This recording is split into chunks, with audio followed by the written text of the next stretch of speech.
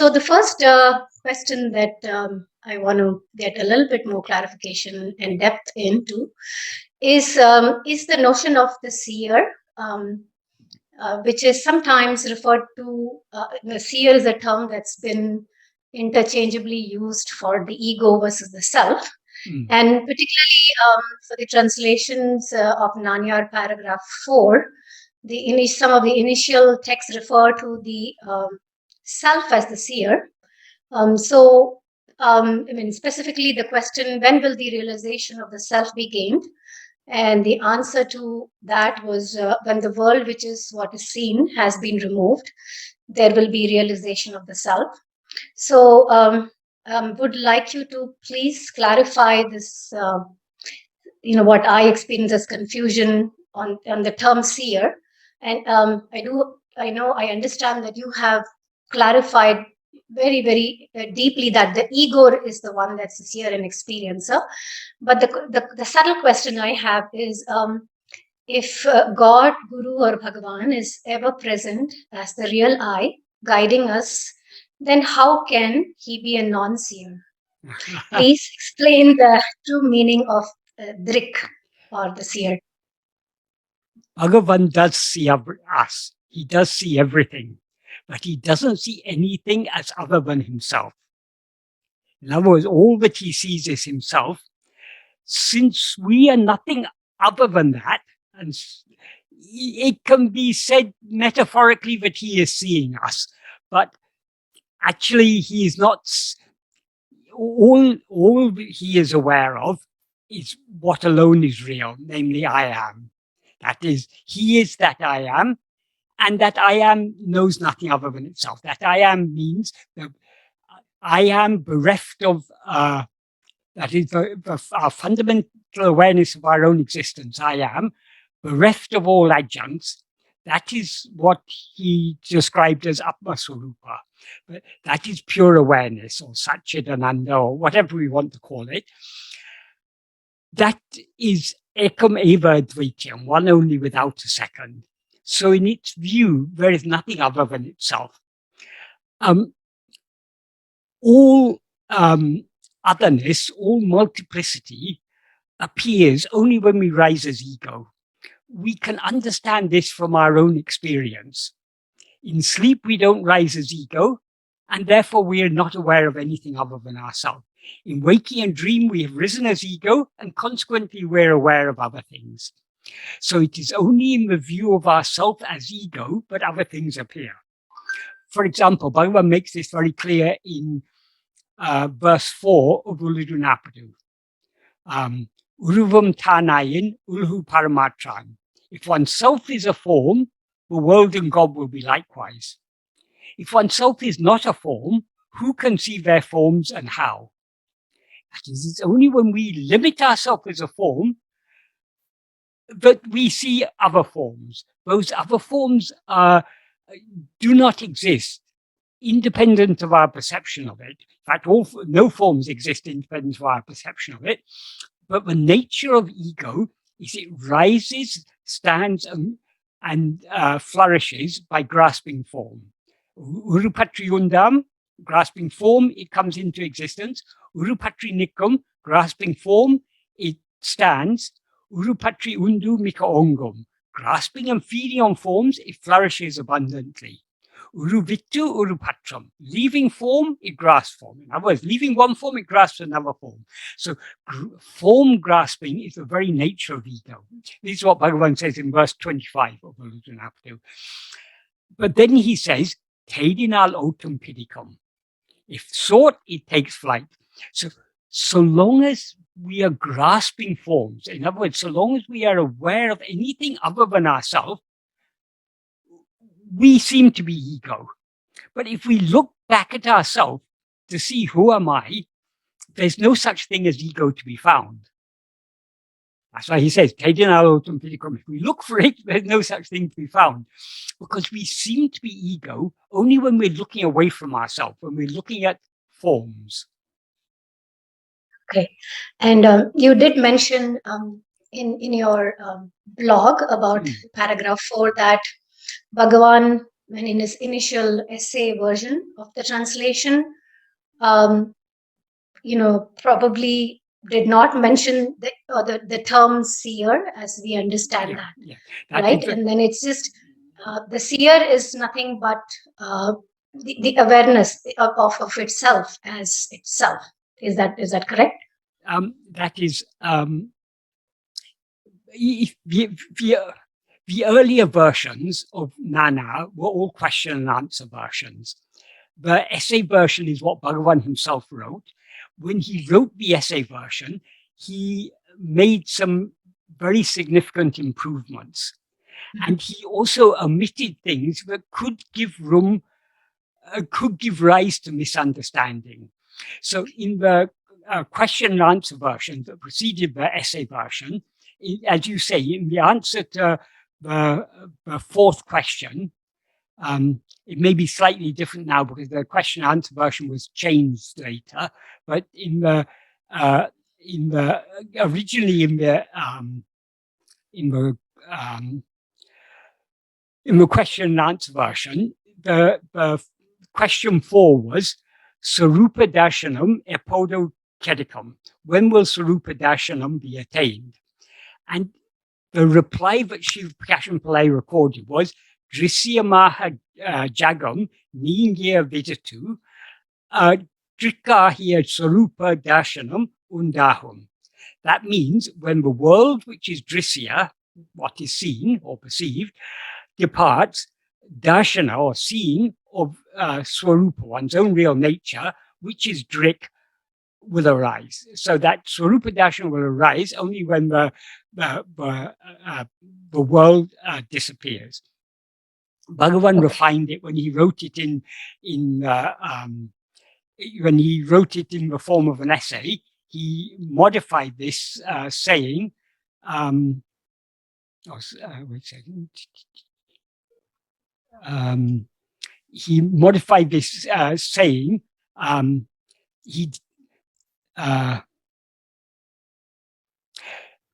Jagadrishti ningam. Kaupitamana sarpa jnanam ponalorya. Unless the awareness of the imaginary snake goes, adhisthana rajunyanam undahadadu, the awareness of the rope, which is the adhisthana, the basis of a foundation, will not arise. Polar, like that. Kaupitamana jagadrishti ningalorya. Unless the perception of the world, which is karpita, which is a fabrication, a mental fabrication, a mental creation, departs, adhisthana Sarupadashanam undahadu. The darshan of Swarupa, that is seeing oneself, which is the adhisthana, will not arise. That is oneself, the Swarupa is the adhisthana, that will not arise. Here he's made significant changes. Firstly, he's removed the mention of drik and drisya, and he's not just talking about the world being removed, the perception of the world being removed. Of course, the world, as he made clear, is nothing but our perception of it. The world doesn't exist independent of our perception of it, just as the world in a dream doesn't exist independent of our perception of it. So the most significant change he's made here is he's omitted this drik and drisya. The reason he did that is to say that Swarupa is the drik is, strictly speaking, not correct. What is the seer, the drik, is only ego. Why he said so originally, or whether he said so originally, that is, first we can't be sure. There's a possibility that Śrī Aruṇācala made a slight error in recording. That is, instead of saying drisya ahya sarupam, Bhagavan may have said, instead of saying drikahya sarupam, Bhagavan may have said drikin sarupam. That would mean the real nature of the seer, rather than the the real nature, which is the seer. So it's possible that there was an error in the recording, or if Bhagavan did say Drikahya Sarupam, he was saying that metaphorically. It's not literally that the Sarupa means our own real nature. It's not that Swarupa is actually the seer, because the Swarupa is just pure awareness, so it doesn't see anything other than itself. But Swarupa is the real nature of the seer being ego. So he could have said that in a metaphorical sense. So we don't know exactly what is the case, but he did remove this reference to a drik in the essay version, and the reason he did so is to avoid confusion, because, as I just explained, the seer is only ego. Bhagavan made that clear in so many ways. And what is the reality of the seer? It is only Swarupa. That is, the ego, the seer, is the adjunct mixed awareness. I am this body, I am this person. I am Indira, or I am Michael, or whoever. So that is not that is ego, that adjunct mixed awareness. That same awareness, bereft of adjuncts, as just I am, that is pure awareness, that is Swarupa, that is what we actually are. Okay. So it's only when we take ourselves to be the form of a body, but other forms appear, as he says in the fourth verse of Uḻḷadu Nāṛpadu. Right. I think that is very clarifying. And I must say that when I read your explanation in your blog a couple of times, it became even more clearer. I think the subtle part of the perception of the world, that was, not being separate from the world, right? I mean, so that wasn't very clear, but I think your blog made that very clear. So thank you. Thank you for that. And one other thing on this, that is, when Bhagavan says something, we need to understand why he says it. Why does he say that the Jagadrishti has to be removed in order for Sarupadashanam to arise? If Swarupa were the seer of the Jagat, then there'd be no need to, and Swarupa always knows itself. That is, Sarupadasana, Swarupa doesn't need Sarupadasana. It's ego who needs Sarupadasana. That's right. So if Swarupa were the seer of the world, there'd be no need to remove perception of the world in order to see Swarupa. Right. But what sees the world is ego. Since ego is a false awareness of ourselves, so long as we are seeing the world, we are not aware of ourselves as we actually are, because we're aware of ourselves as ego. So in order to remove ego, we need to be aware of ourselves as we actually are. So Swarupa Darshana is only for ego. It's only ego who needs Swarupa Darshana. But Swarupa can never be an object. It cannot be something that we know as an object. So nothing other than Swarupa can know Swarupa. So when we as ego try to know our own real nature, our own Swarupa, we will thereby, as soon as we are aware of ourselves as pure awareness, we thereby cease to be ego. And that is, by we as ego trying to see what we actually are, we merge back into what we actually are, and we remain at that. So actually, it's terms like Sarupadashanam, self-realization, these are all formalities. Ego, that is the aim. Ego must aim to know itself, to see what it actually is. But as soon as we as ego see what we actually are, we thereby cease to be ego. So ego can never see Swarupa. But when we as ego see Swarupa, we cease to be ego and remain as Swarupa, because only Swarupa can know Swarupa. Because Swarupa can never be an object known by something other than itself. Yes, I think that's very clear. So thank you. I just have one more point on that to ask. Bhagavan, I think in his explanation also particularly talks about mind as the instrument of ego, that creates this perception, right? So ego specifically with respect to ego that takes the mind and projects this world. So can you explain just that aspect of how, Right. yes, how ego takes the Okay. mind to be I, and then, creates this perception of the world whereby, the whole triad of the seer and the seen and the seeing happens. Okay. Whenever the term mind is used, we need to understand from the context in what sense it's being used. Because as Bhagavan says in verse 18 of Upadēśa Undiyār, enangle manam, thoughts alone are mind. So what does he imply by that? The term mind is used as a collective name for the totality of all thoughts. Right. But then in the next sentence, he says, Yavinum nanenum enname mulamam. Of all, that means of all the thoughts, the thought called I alone is the root. And then he concludes by saying, Nanam or Yanam Manomenno. What is called mind is only I. What does he imply by that? That is, though the term mind is used to refer to the totality of all thoughts, what the mind essentially is only the first thought I. The first thought I means ego.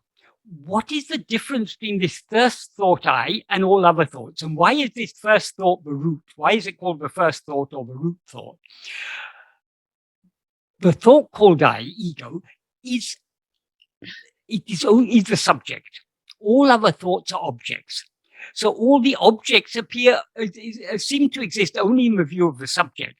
So without the subject, there cannot be any objects. So without the first thought, there cannot be any other thoughts. So the one essential thought of the mind is this thought called I. So whenever there's mind, there's this thought called I, there's ego. So in other words, what the mind essentially is ego.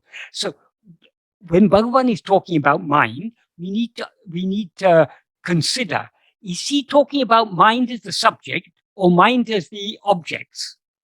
All other thoughts are objects. So if he's talking about the mind objectively, as something that is seen, or that has a function or something, then that is the mind in the objective sense. But whenever he's talking about the mind as the seer, or the mind as that which projects, he's referring to ego.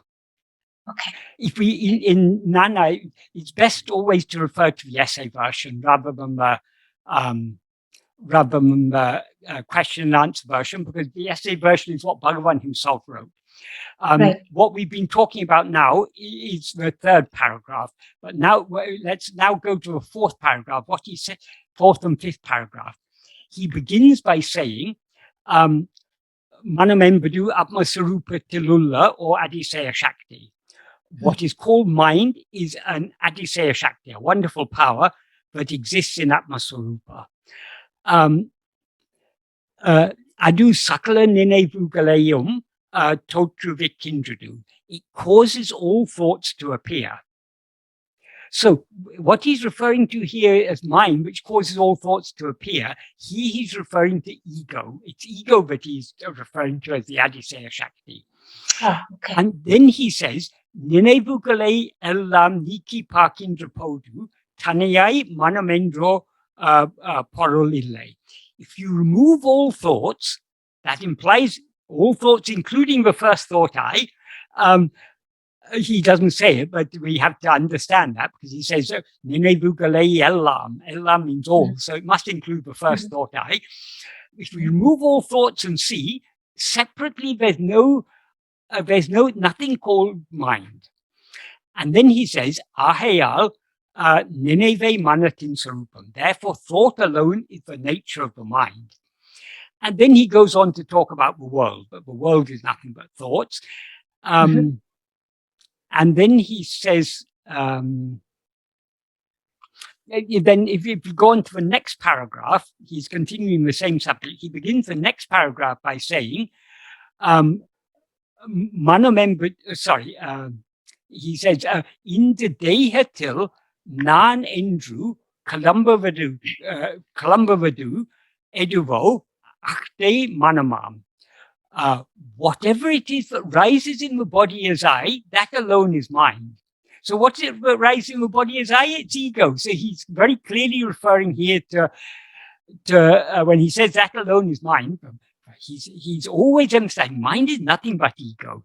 Okay, the term mind is also used to refer to other thoughts, but those other thoughts are nothing but an expansion of ego. It is, as ego, we see ourselves as so many other thoughts. The other thoughts that appear, well, in fact, and as he said in that fourth paragraph, the whole world is nothing but thoughts. All objects, everything that we see, all objects of perception are nothing other than the perceiver. But we, as the ego, are seeing ourselves as all this. This is why in verse 26 of Uḷḷadu Nāṛpadu, he says, Ahande undayin and undaham. If ego comes into existence, everything comes into existence. Ahande indrel indru anatum. If ego doesn't exist, everything doesn't exist. Ahande yavamam. Ego itself is everything. That is, we as ego are seeing ourselves as all this, this entire world, all the thoughts, feelings that seem to be within us, our mind, and all the world that seems to be outside, but is actually only inside. They all nothing but ourselves. We are seeing ourselves as all this. That's why he said ego itself is everything. And I was going to say one other thing in that connection. So I've forgotten what I was going to say. So the mind is nothing but this first thought I. The mind essentially is nothing but this first thought I. As soon as we rise as I, as ego, we project all the other thoughts. Oh, I know, I was going to refer to dream. In dream, we see a whole world. And in that world, we see so many people, and we have so many, we react to that world in so many ways. We have memories, we have thoughts, we have perceptions, and we use our intellect to judge whether this is a good thing or a bad thing, whether this is dangerous or beneficial. And we also have our likes and dislikes. I like this, I don't like that. I want this, I don't want that. So all in dream, what we experience is exactly the same as what we experience now. We experience a world that seems to exist outside ourselves. We experience ourselves as if we were a person, as if we were a body. And we experience so many thoughts that seem to be within the mind, whereas the world we see seems to be outside, but actually it's all only in our own mind. But when we wake up, what do we come to know about that? That whole dream world was nothing but ourselves. There was nothing separate from ourselves that we were seeing. We were seeing ourselves as that dream world. So whatever ego sees, it is seeing itself as that thing. That's why Bhagavan says ego itself is everything. What we see as the dream is nothing but ourselves. Okay, we say we see our mind, but the mind is nothing but ourselves. So whatever we see, we are seeing ourselves as that.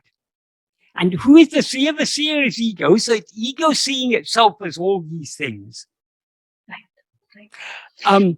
So as I say, we need to, whenever Bhagavan uses the term mind, we need to understand in what sense he's using it. If he's referring to that which sees or that which is aware, that is only ego.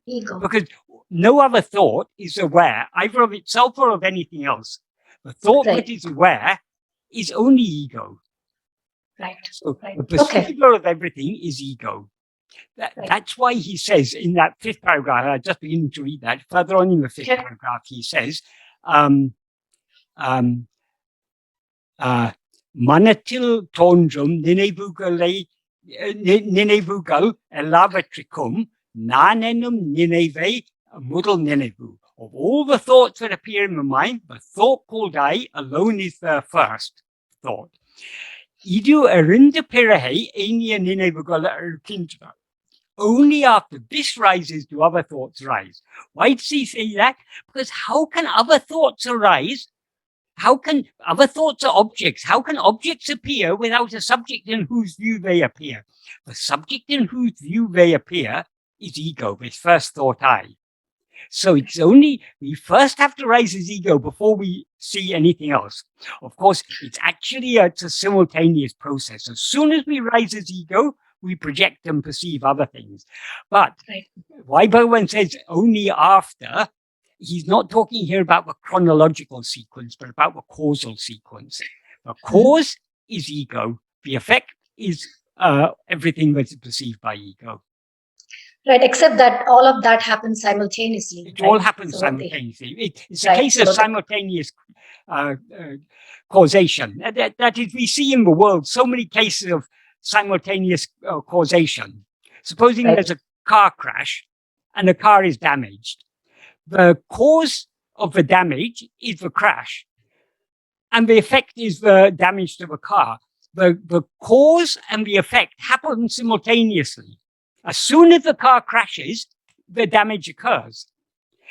But but if we're talking in causal sequence, we can say only after the car crashes, the damage occurs. The damage cannot occur before the car crashes. But though it happens simultaneously, we say only after, because to emphasize the fact that the cause is the crash and the effect is the damage to the car.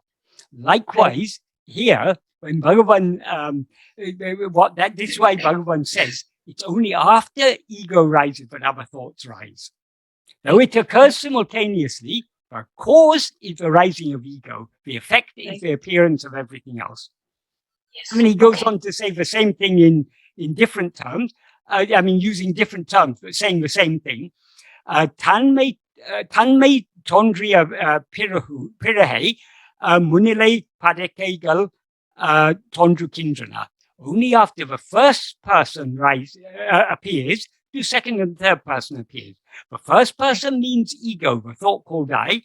The second and third persons are all the other thoughts. And then he concludes by saying, Tanme indri munile padekegal ira. Without the first person, second and third persons do not exist. That means without ego, nothing else exists. There's no world. Got it. Yeah.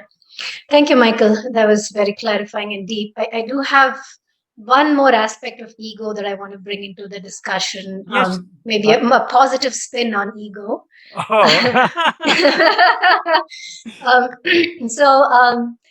Ego in Bhagavan's teachings, Bhagavan has referred to that as a pei or a phantom. Yes. And yet, in our own experience, it's the one that gives the world form, function, beauty, and at least the initial taste and recognition of its true nature, right, in our embodied form. So ego manifests the body and the mind to contemplate existence and seek the self. So in that sense, it seems to be a very important and necessary part of our spiritual journey towards self-knowledge. And is it possible to realize the self without the body and mind, which are the main instruments of the ego? That's the first question. And then, the conclusion I seem to draw rather superficially is that it seems that the purpose of the ego rising is eventually to subside into sacrifice in its effort to know itself. So do you have any positive views or on the nature of ego? Okay, supposing you want to travel to Tiruvannamalai. Which I'm doing next week, by the way. Okay, so. Very good, very good. Right, but there's a prerequisite. In order to travel to Tiruvannamalai, you first have to be outside Tiruvannamalai. If you're in Tiruvannamalai, you can't travel there. Right. If we don't raise his ego, we can't travel back to ourselves. So that is the positive function of ego, right? The purpose of ego. You're saying ego rises so that it can go back to itself. It doesn't make sense. No. I'm not saying so that it goes back, but I'm just trying to look at it, a positive side of why we seem to rise as ego. Because the question really is, can we realize ourselves without ego? Without our body and mind? It seems that it's an essential path, in our spiritual journey. Why do you want to realize yourself? Because right now, in my form, in my egoic form, I haven't realized myself. I do theoretically understand from Bhagavan's teachings that that is my essential nature, but I don't experience it as that. Does Svarūpa have any need to know Svarūpa? No. Because it knows Svarūpa. Its very nature, being is knowing. Merely by being itself, it is knowing itself. Or merely by our being ourselves, we are knowing ourselves. But we seem to have risen as ego. Because we have risen as ego, it is said we need to know ourselves. When we know ourselves, we know that we have never risen as ego. So it is very hard to give a positive spin on ego, because we have to say the benefit of ego is that ego must exist in order for ego to cease existing. But why should ego exist in the first place? That's why I said, if you're in Tiruvannāmalai, there's no need for you to travel to Tiruvannāmalai. If you want to travel to Tiruvannāmalai, you have to leave Tiruvannāmalai in order to come back. Why to leave in the first place? Why not just be as you are? True. But my experience as of now is I'm not in Tiruvannāmalai. I'm not in myself. Right? So,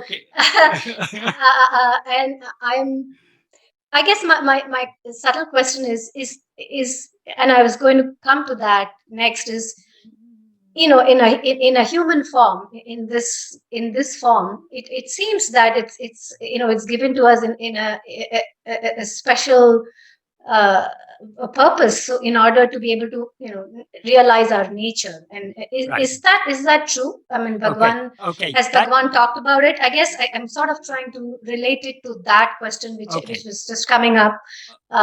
Let's keep that question aside for a moment, because that is whether we are human or not, we have risen as ego. That is whether we take ourselves to be human or animal or deva or whatever. We have risen as ego. That is because we've risen as ego, we need to return to our source. But to try to say that ego has a purpose, the only purpose of ego coming into existence is to cease to exist. So it need not come into existence. It can just, and if we investigate it, according to Bhagavan, we'll find it has never actually come into existence. We are always as we are. We have never undergone any change. If you want to give us positive spin on the existence of ego, the most positive aspect of ego is that though ego as such is unreal, it has an element of reality in it. That is the existence and the awareness, the sattva chit, that which is shiny as I am, that is the reality of ego. So ego, it can never leave its own reality. So we can't find that reality outside. All other things seem to exist only because we see them. So we can't find our own existence in those other things. We can only find our own existence in ourselves. So because ego can never be separated from I am, ego is chit jadagranti. So it's always got that essential chit aspect. That chit aspect means that I am aspect. That is Saturn chit. Our existence and our awareness. That is the positive aspect of ego. So let us hold on to that positive aspect of ego, the element of ego that is real, and forget the rest of ego, forget the adjuncts, hold on to what is real. When we hold on to what is real, the adjuncts will drop off, and then we will find that we have always been nothing other than what is real. There never was, we never rose as ego at all. All right. Okay, Michael. So I want to segue into the question that I asked in relation to this topic. So this is relating to the human birth and form. So did Bhagavan ever say anything specific about the importance of a human birth and its more bestowed potential for self-realization? And the Puranas and scriptures often refer to celestial beings like devas and gandharvas that appear to come down to earth to experience the human form and existence. Hence, is there a great merit in being in human form with respect to realizing oneself? Bhagavan may well have mentioned that. It's a very it's mentioned, as you say, in many sastras, in Puranas and other texts, but there's something special about the human birth. Whether that is literally the case or not need not concern us. Why is that emphasized? Because now we have a human birth, we want to make use of our present birth. Let's not waste our present birth. That is the context in which they say the human birth is so precious. They say it, and then the next sentence they will always say or imply, therefore don't waste this human birth, mate. Don't just spend your life working to earn money or to for this transient aim or that transient aim. Okay? You're here to make the good use of this life to attain that which is permanent, that which is eternal. So, and is that because? Sorry. So it may or may not be. I mean, it need not concern us whether it's literally true or not. We know from Bhagavan, but it is not absolutely essential to be born as a human in order to attain, right. Because Bhagavan has given us a very clear example of Pasulakshmi. Right, right. Though she was born as a cow, because of her great love for Bhagavan, she attained mukti. So it is possible, but it's perhaps rare. Okay. So there may be some truth in it, but there is something special about the human birth. There's an explanation for that also. That is, in the human birth, we are clearly aware of three states, or what seem to be three states. That is, we've got sleep. We all know what is sleep. And we seem to have two other states. Those two other states are actually one and the same. They're both dream. That waking and dream are both dreams, according to Bhagavan. But it seems to us that waking is somehow more real than a dream. So in other words, we're able to recognize the difference between waking and dream. It is said, but I wouldn't be able to verify this because I'm not a deva, but it is said, devas are always in a perpetual state of waking. Can I ask you a question at this juncture? Yes. Michael, quickly. Yeah. Is this because Bhagavan has said that because of our waking state or where the ego is in full force, right? Yeah. And therein lies the potential for its subsidence, right? Not in sleep.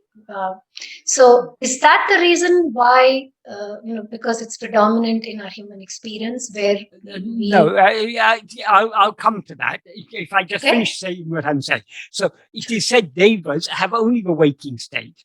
So because they have only the waking state, they've got neither dream nor sleep to compare it to. So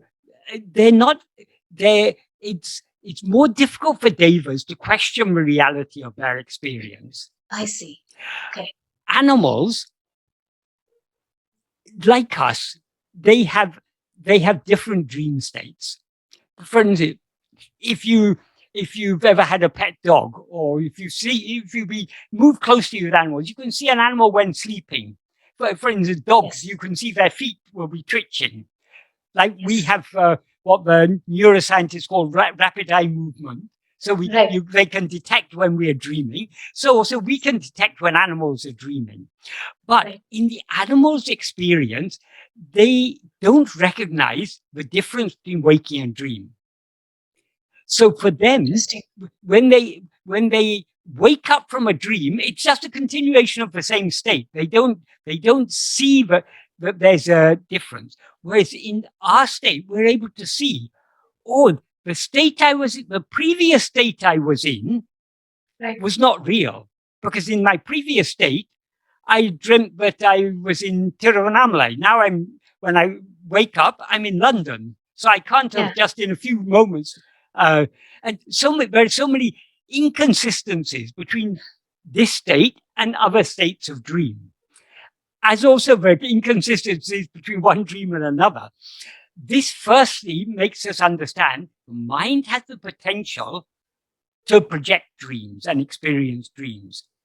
So though it's important to, that is very useful for us, but we have what seem to be these two distinct states, waking and dream. But if we think deeply about it, this makes it necessary for us to question the reality of what we now take to be waking.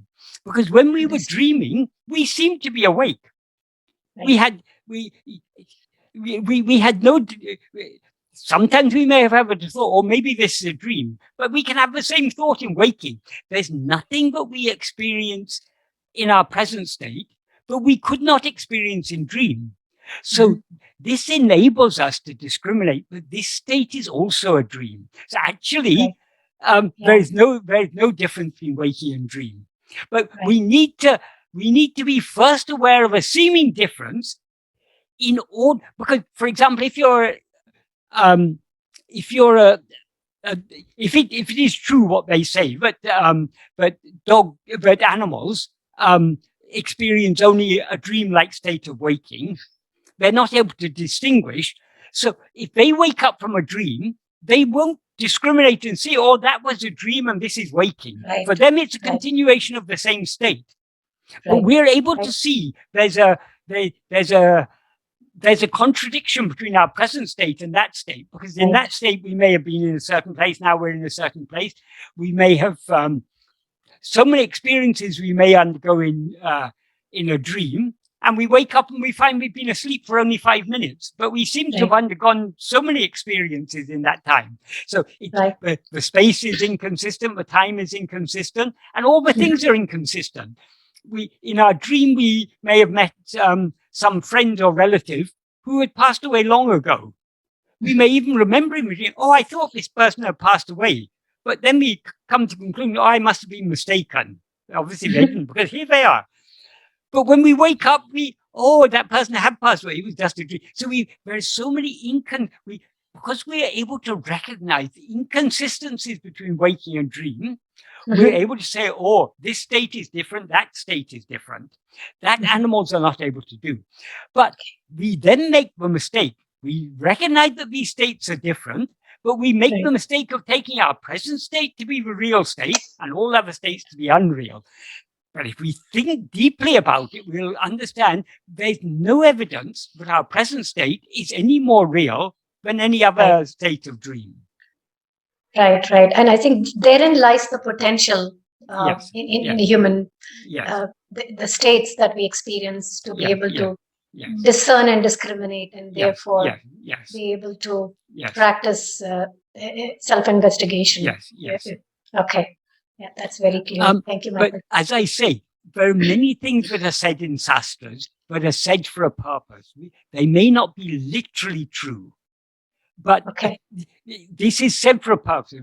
Now we've got a very precious part. Now we are able to discriminate, but our experience of waking, dream, and sleep is very, very precious, because we know in sleep we're aware of ourselves without being aware of anything else.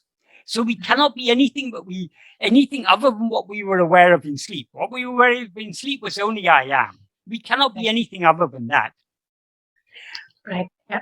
And we can compare waking and dream and see that essentially there's no difference between them. And therefore we can come to the conclusion, oh, this is all just a mental fabrication. So this is very valuable. It may not be essential, because as in the case, for example, of Pasulakshmi, because of her love for Bhagavan, and by his grace, she was able to turn her mind back within and merge back into her source at the time of death. So it is possible to for ego to be annihilated in non-human conditions, but generally speaking, it is said. But the human birth is particularly precious, and the reason it is said that is not always explained like this. But the Advaitic explanation is that in this state, in the human birth, we have all three all three states. We're able to distinguish three states. Right. Or what right. seem to be three states, but which are actually just two states. Right. That's very clear, Michael. Thank you. Right. Do you have time for a couple more questions, Michael? Oh, yes, certainly. Okay. All right. So just want to move on to a better understanding of the practice of surrender to God or Guru's will.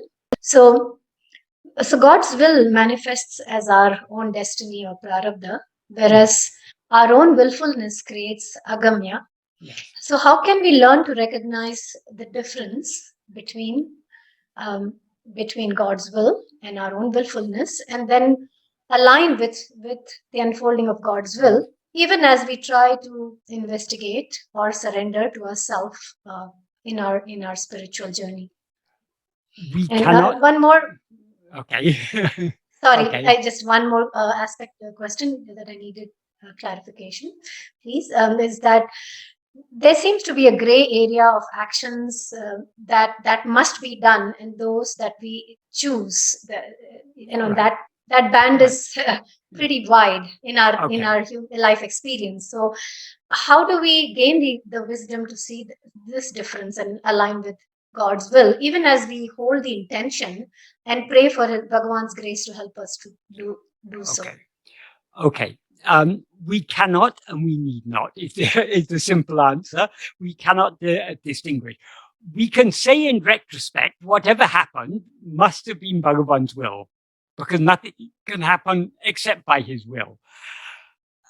But just because, supposing we do a certain action and it seems to fructify, we can say, oh, that what happened as a result of my action, that was according to my prarabdha. So I must have been made by Bhagavan to do this action in order for that to happen. We can say like that. But that doesn't necessarily mean that we weren't also doing it according to our own will. An example I often give is, supposing it is your destiny to be a doctor. In order to be a doctor, you need to study hard and you need to pass exams and so on. So you will be made to study and to pass those exams in order for you, because it's your destiny to be a doctor. But though you were made to do those actions in accordance with prarabdha, that doesn't mean that you were not also doing it according to your will. Most people who study hard and become doctors, they also want to become doctors for one reason or another, whatever their reason may be. So many actions we do are driven both by God in accordance with our, to make us in accordance with our prarabdha, and are driven by our own will. So they're driven by both. It just so happens often our will and God's will seems to coincide. I want to be a doctor. God wants me to be a doctor. Fine. It worked out very well. But I may want to be a doctor, and if it's not Bhagavan's will, I will not be a doctor.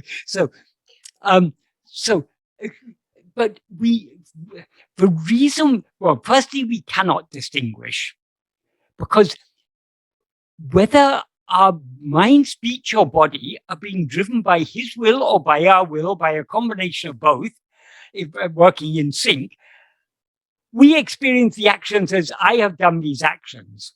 I studied hard. I got a first-class pass in my exam, so I'm able to go on and for further studies, and I'm able to get the PhD and all these things. I have done that. That's our feeling. We feel we have done it.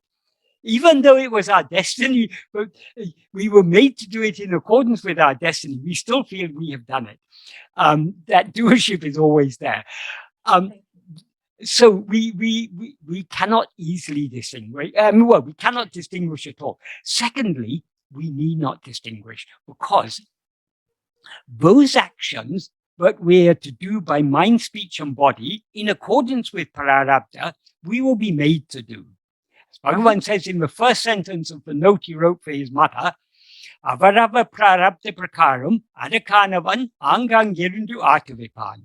According to a destiny of each one, he who is for that being in each place, in other words, in the heart of each one of them, that's what it implies, ātma-vichara, he will make them act. So we will be made to do whatever actions we need to do in accordance with our prarabdha. So since we cannot avoid doing those actions, we need not concern ourselves about those actions. So long as we allow ourselves to be swayed by our Vishaya vasanas, in other words, so long as we allow our attention to move away from ourselves, we will inevitably be doing agamya.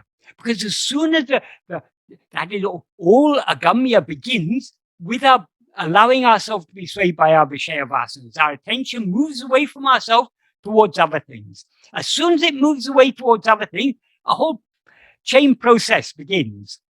We start thinking thoughts, and those thoughts lead to words and to actions. So agamya is inevitable to the extent that we allow ourselves to be swayed by Vishaya vasanas. So if we want to surrender to his will and thereby avoid doing agamya, all we need to do is to avoid being swayed by any Vishaya vasanas. How to avoid being swayed by Vishaya vasanas? Only by clinging to I am. If we let go of I am and allow ourselves to be swayed by our Vishaya vasanas, you can be guaranteed, you're certainly doing agamya to a greater or lesser extent. To the extent we allow ourselves to be swayed by our Vishaya vasanas, to that extent we are doing agamya. So if you want to stop doing agamya, cling to I am. That's why Bhagavan concluded the note to his mother, Ahalin Monamai Irake Nandru. Monamai Irake doesn't mean that mind, speech, and body shouldn't act. They will be made to act according to prarabdha. Monamai Irake means not rising as ego. We rise as ego to the extent that we allow ourselves to be swayed by our Vishaya vasanas. Instead of allowing ourselves to be swayed by our Vishaya vasanas, if we cling firmly to self-attentiveness, ego will thereby subside, and that state in which ego has subsided, that is the state of Monamaya. The mind, speech, and body may continue acting, but they will continue acting in accordance with how God makes them act, in accordance with their prarabdha. But we will be silent because we will have subsided. Okay. So would you say that the sense of peace that one experiences is often a measure to the extent that, of the extent that we don't rise as ego, or we cling to I am? Or is that too an ego? We cannot, because we experience peace in the state of manolaya. We experience peace in sleep. But does that peace in sleep indicate that we're even the most people with the strongest ego, the strongest vasanas, the most evil people, they also sleep. So they also experience peace. No, I mean in the wakeful state, if we are able to sustain the sense of peace. By certain spiritual practices, by yoga practices, for example, you can bring about a state of mental equanimity.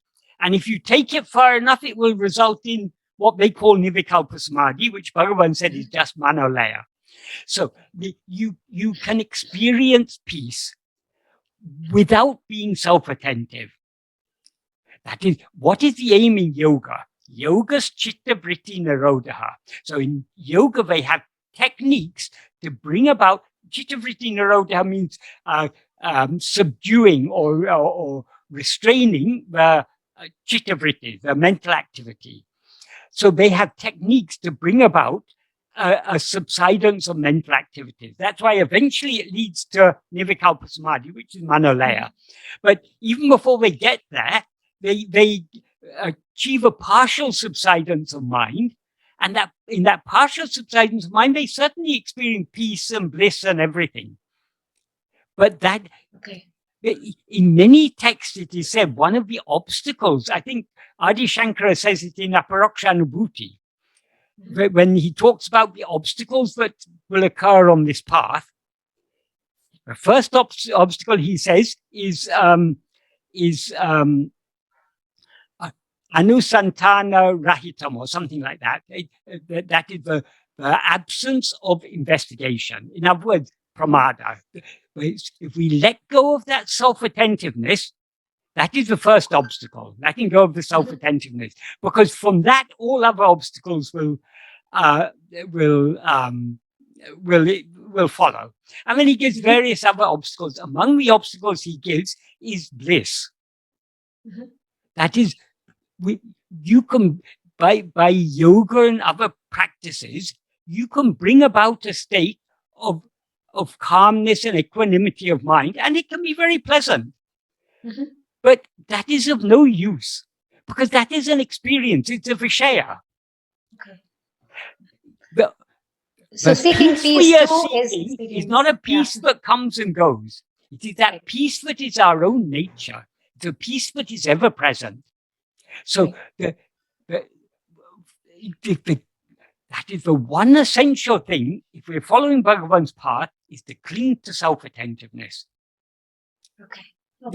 If you cling to self-attentiveness, you will not even be concerned whether your mind is peaceful or agitated, because you're clinging to self-attentiveness. You're not concerned about it. So long as we are looking to experience a peaceful state or a state of samadhi or something, whatever we call it, or a blissful state or ecstasy or anything, we are looking for something other than ourselves.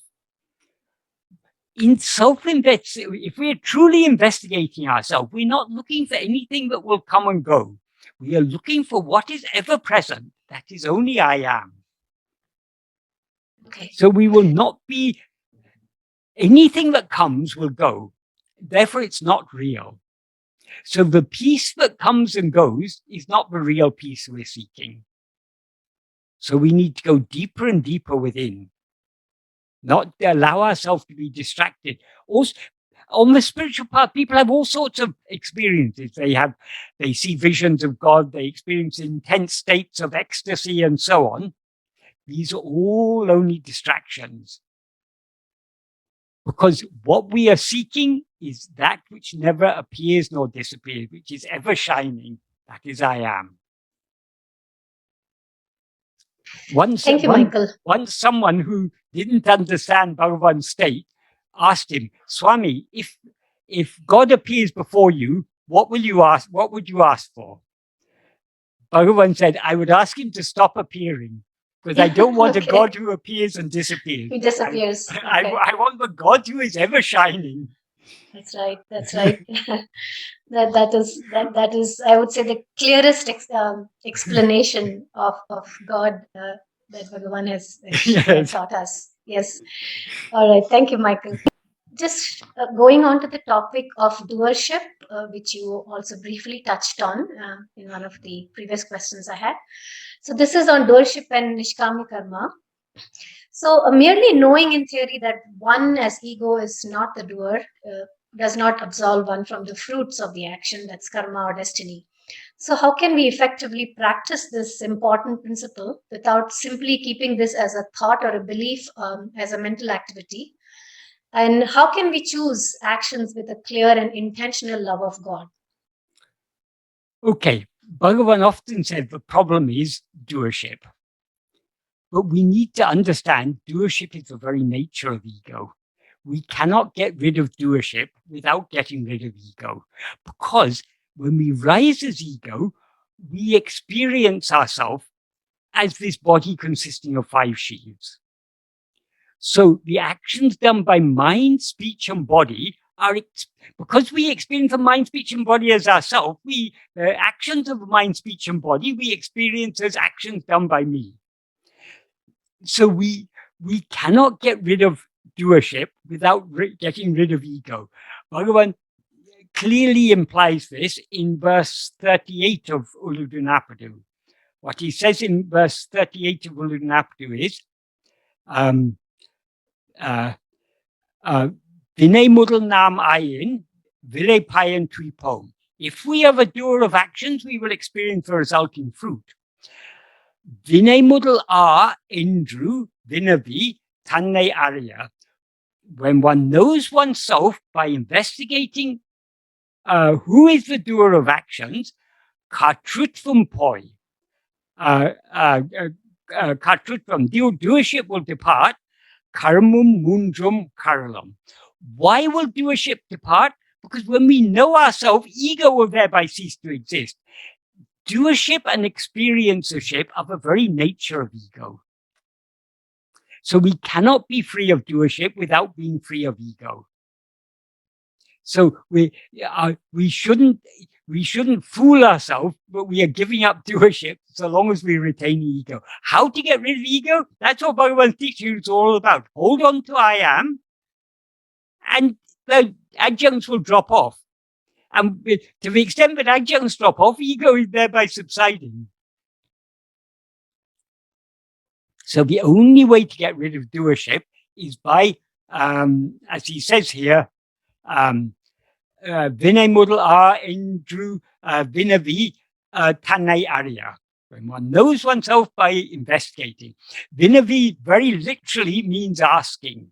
But Bhagavan is using the term, using this verb here in a metaphorical sense. It obviously doesn't mean merely asking who is the doer of action.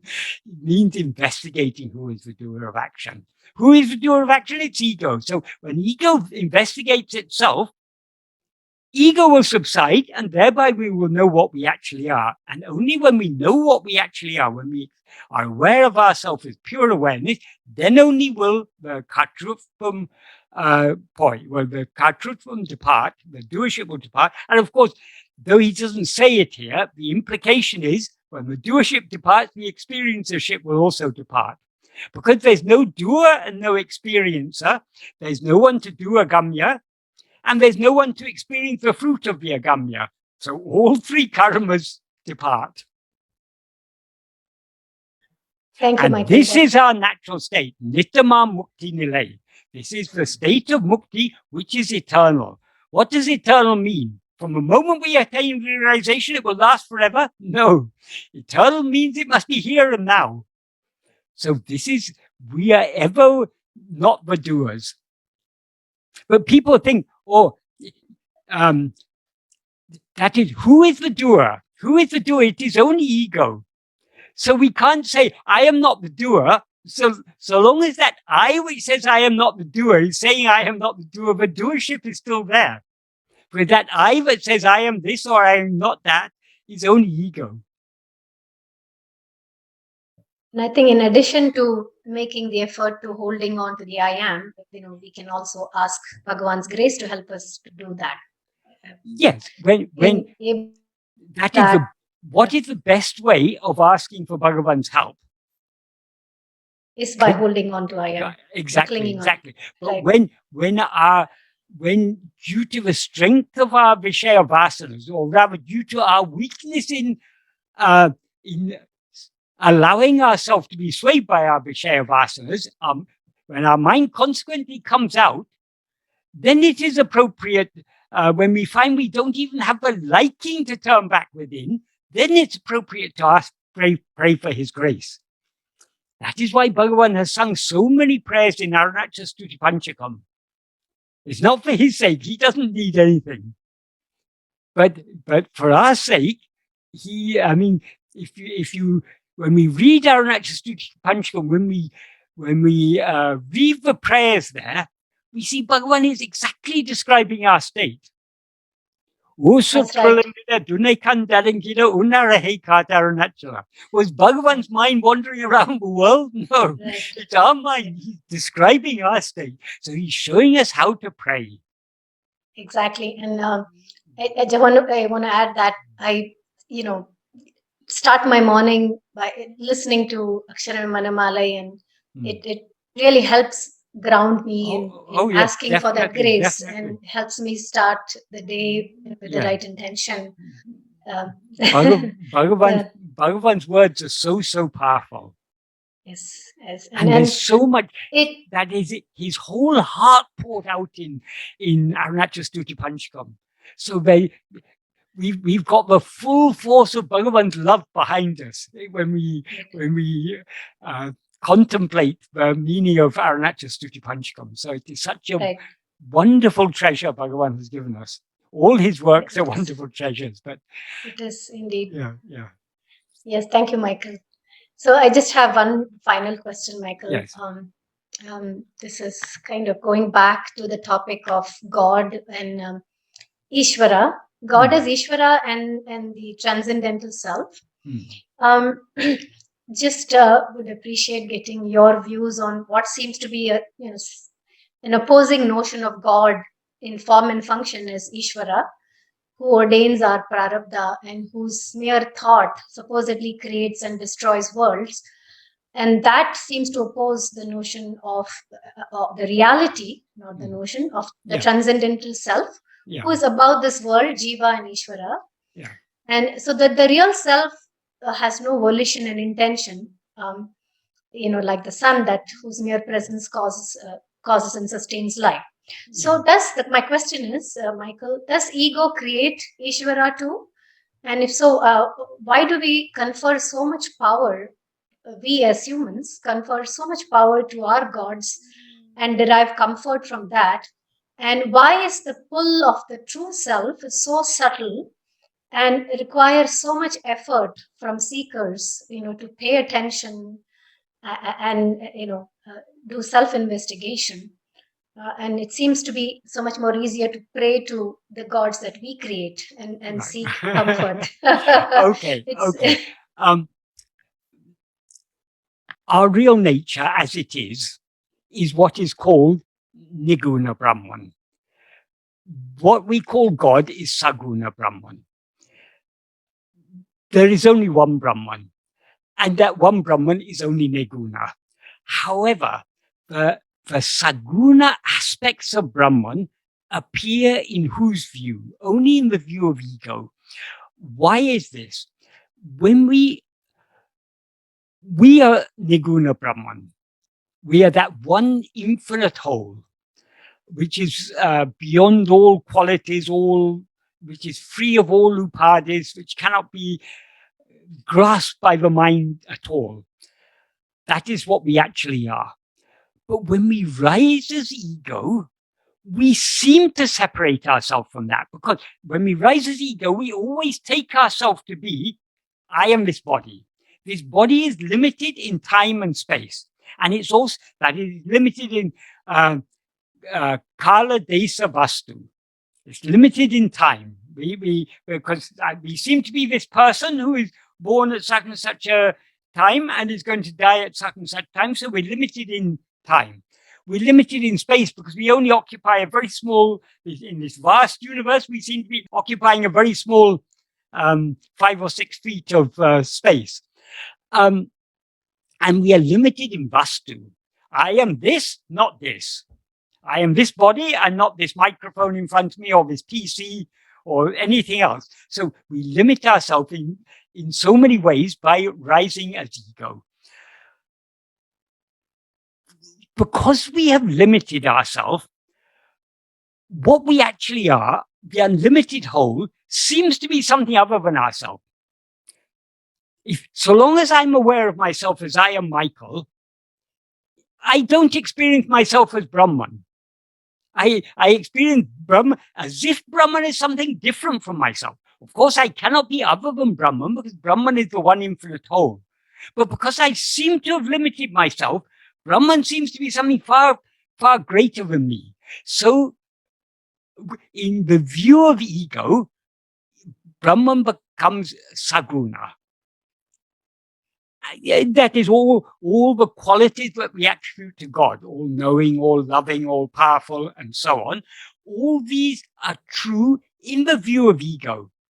That is why Bhagavan says in the 7th paragraph of Nāṇ Ār, Yathātamai Uḻḷadu ātma-svarūpa.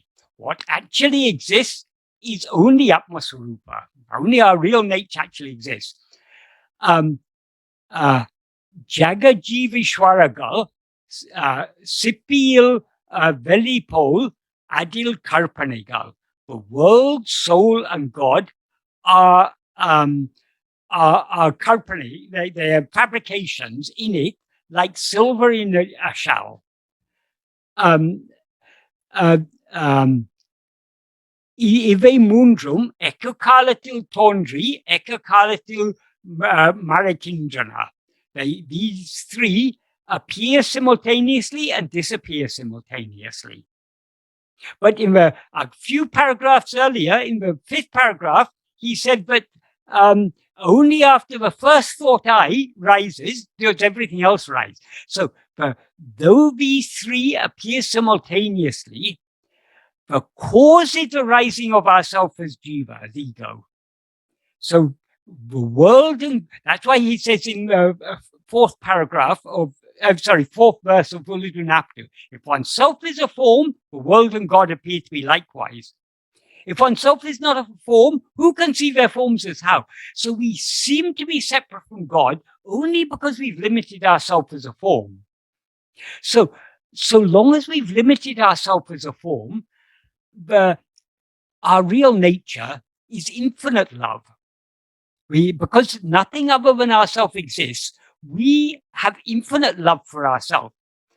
But as soon as we limit ourselves as an ego, our infinite love becomes very finite. We say, I like this, I don't like that. So the dyads, the pairs of opposites come into existence. And each pair of opposites limits the other one. So there's happiness and misery. So we're neither entirely happy nor are we entirely miserable. We have, our experience is a mixture of both. We like some things, we dislike other things. So all these dualities and all these pairs of opposites and all multiplicity comes into existence only when we rise as ego. So since our real nature is infinite love, we see that as God and his grace. That is, the infinite love is our own real nature. We experience as the grace of God. And that is true as our existing as ego. So as true as, now you're aware of yourself as I am Indira. I'm aware of myself as I am Michael. As true as this false awareness of ourself, so true is God. So we cannot deny the reality of God. God does have an effect. Yes, God does ordain our prarabdha. And everything happens according to his will. In the view of ego. But actually, is God doing anything? Is God sitting there? Is God keeping an account of all our good and bad actions and deciding which actions are good and deserve good fruit and what are the appropriate fruit and when should be the time? God has a huge amount of work on it, a huge amount of workload we're giving him, because we seem to be millions of jivas. Even in this planet, there are so many jivas, 7 million in human forms and so many in other forms. And who knows about in other worlds, there may be so many. So God has a huge amount of work on his. How does he do all this? Bhagavan has explained in the 15th paragraph of Nāṉ Ār. He doesn't do anything. It all happens by his īśvara sannidhāna viṣeṣa mātratal. All these panchakritiyas, the creation, sustenance, destruction, tirodhana, and grace, all these happen not by his doing anything, but by his mere being. It all happened in his mere sannidhi. Because why? Because his being is itself infinite love. So by his just being as he is, everything happens as it should happen. That's the metaphorical sun, and yes, and exactly. everything exactly. that happens Yeah. in the presence of the sun. Yeah, exactly. Right. Exactly. Okay. Right. So do you think that the ego creates īśvara as the final crutch, and isn't īśvara īśvara is more than the final crutch. īśvara is the one who is ordaining our prarabdha. But yes, īśvara as a doer, as the, in our view, that is, according to Bhagavan, the nature of Brahman is just being. So īśvara is nothing other than Brahman. īśvara is just being. But in our view, he seems to be doing so much. That's why Bhagavan says in this paragraph, Ava Sankalpa Sahitar Allah. He's not one who has Sankalpa. Oru karmamum avare ōtadu. Not even a single action attaches itself to him. So he is not actually doing anything, but in our view, he's doing everything. We say he's the Mahakata, the great doer, but actually he does nothing. All he does, by just being as he is, everything happens as it's meant to happen. Okay, all right. Because it's only in our view that he is Saguna. What he actually and is Saguna. It is bewildering why that is so much more of a powerful reality than experiencing ourselves as ourselves, our true self. Because the very nature of ego is to go outwards. Urupatri undam, urupatri nikkam, urupatri undu mikongam. Grasping form, it comes into existence. Grasping form, it stands. Grasping and feeding on form, it flourishes. What is that? Uruvatra payahanda. It's a formless phantom ego. So it's whatever forms it is grasping are things other than itself. So, and in the view of ego, God seems to be a form. Because as ego, we take ourselves to be a form. Therefore, we see God as a form. Therefore, God seems to be something other than ourselves. It's much easier, that is, we can meditate on the name or form of God and still retain our separate individuality, because the name and form of God are objects. In order to meditate on those objects, we have to remain as the subject. So we are, of course, meditating with love on the name or form of God will purify the mind, but it is still maintaining ego. Right? We're perpetuating ego by attending to anything other than ourselves, even if it be the name and form of God. That's why, what did Aruṇācala teach Bhagavan, and what did Bhagavan teach us? Aruṇācala taught Bhagavan through silence. Bhagavan translated the silent teachings of Aruṇācala into words so that our dull minds can grasp it.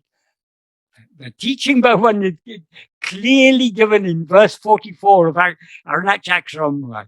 Tirumbi aham, turning within. Tanne dinamaha kankans. Daily see yourself with the inner eye.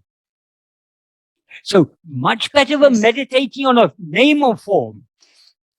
Anya bhavatin apanaha mahum ananya bhavame undipara anaitanamutam undipara. Rather than anya bhava, meditating on God as if he's something other than ourselves, avanaha mahum ananya bhavame. The ananya bhava in which he is I. Ananya bhava means something not other than. Sorry, I'm translating these things because other people are going to hear this. I know you will know the meaning of these. So, ananya means what is not other. So, meditating on what is not other. What is not other than ourselves? It's only ourselves. So, meditating on ourselves, knowing that he is I, that is the best among all.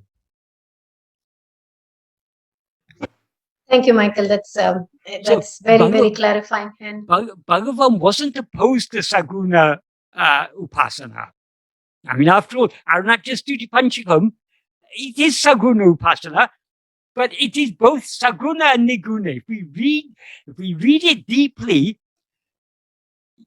Bhagavan has woven the Anya Bhava and the Ananya Bhava together so seamlessly. So many verses, we can take it in an Anya sense, that we're worshipping a name and form. Or so many we can take it both ways. We're worshipping the name and form of Aruṇācala. We are worshipping the true form of Aruṇācala, which is that which is shining in our heart as I. So Bhagavan is not opposed to the Saguna Brahma, to the Saguna Upasana, but he's trying to push us beyond that, to go deeper within. Yes. Thank you, Michael. I think that's very, very clarifying and deepening. Yeah.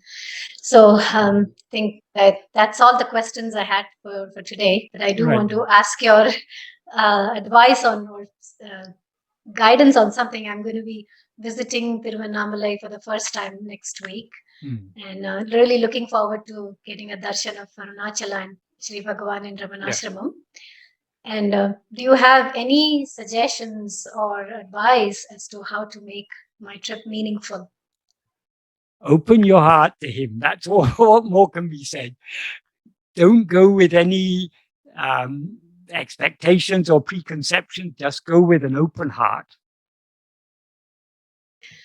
Thank you, Michael. To the extent we open our heart, he will fill our heart. Okay. Thank you.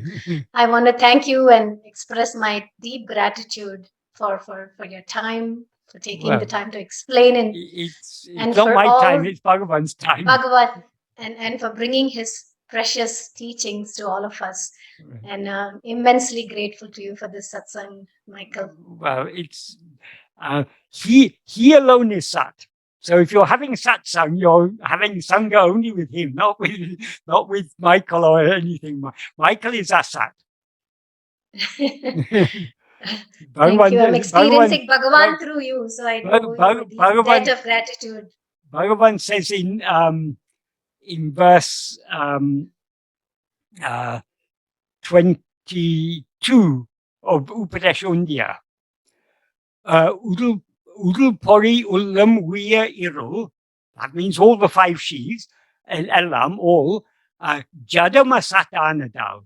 So Michael is Jadamana Sat. If you are having satsanga, Satana Nanala. What is Sat is only I. And that I is Bhagavan. So if you're having satsanga, you're having sangha with Bhagavan, not with Michael. That is, now we are having satsanga now in the sense that we are dwelling on Bhagavan's teachings.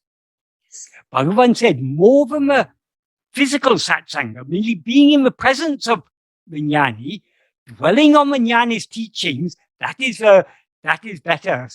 But best of all, the purest form of satsanga is atma-sangha. Association, having sangha only with ourselves. That means being self-attentive.